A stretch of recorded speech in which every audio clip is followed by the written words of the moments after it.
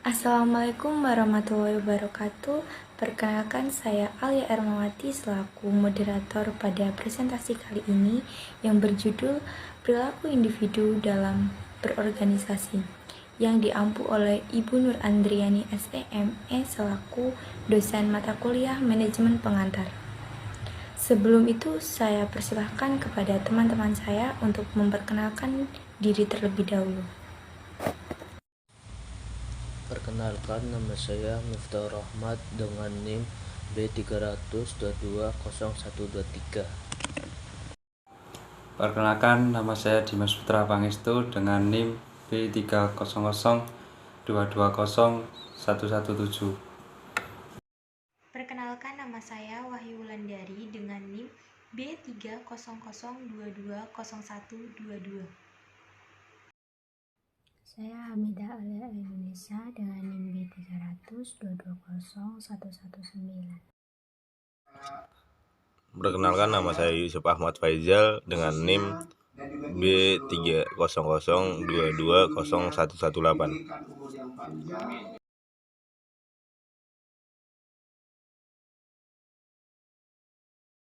Pengertian perilaku keorganisasian. Perilaku keorganisasian adalah suatu disiplin ilmu yang mempelajari tentang perilaku tingkat individu dan tingkat kelompok dalam suatu organisasi serta dampaknya terhadap kinerja. Adapun memahami perilaku individu dalam berorganisasi, yaitu bentuk interaksi antara karakteristik individu dengan karakteristik organisasi.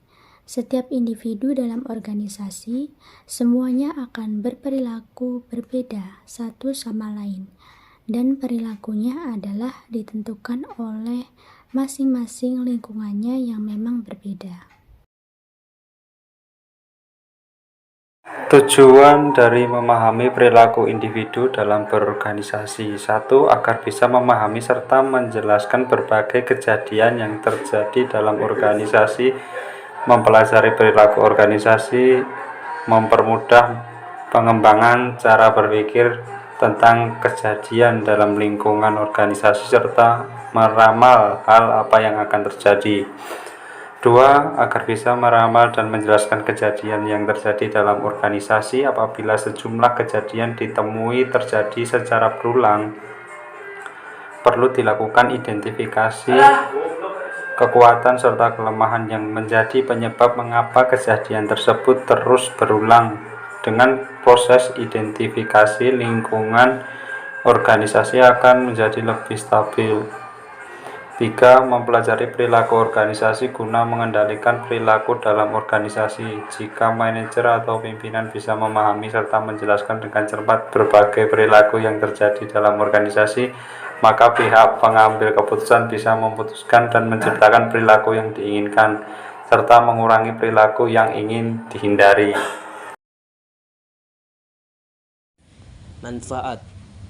Yang pertama, perilaku organisasi akan bertindak sebagai map untuk kehidupan anggota yang ada di dalam organisasi.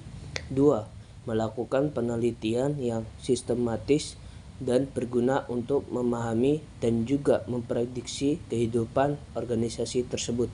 3. Membantu setiap manajer untuk bisa memahami dan juga memengaruhi lingkungan dan juga kejadian ataupun masalah yang ada pada organisasinya. Elemen-elemen perilaku organisasi. Manusia adalah sistem sosial di dalam internal organisasi. Mereka terdiri dari individu ataupun kelompok tertentu. Artinya, kelompok tersebut bisa dalam jumlah yang kecil atau besar, informal atau formal, tidak resmi ataupun tidak resmi.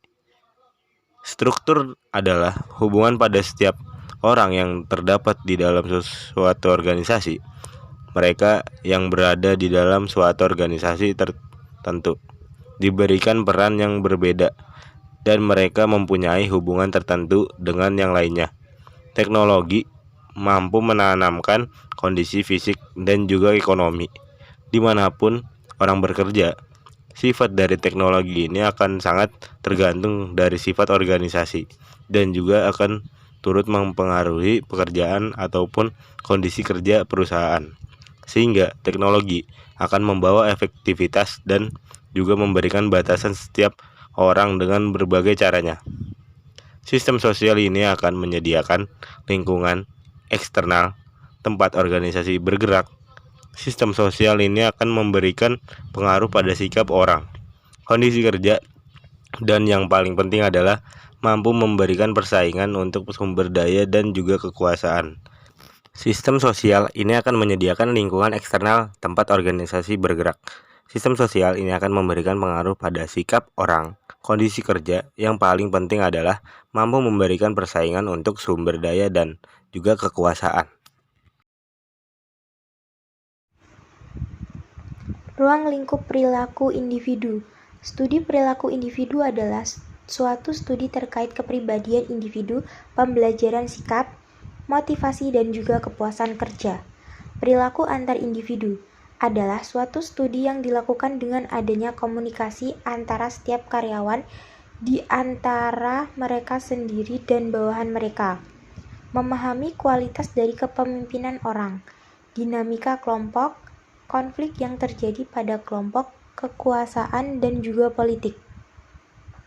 Perilaku kelompok.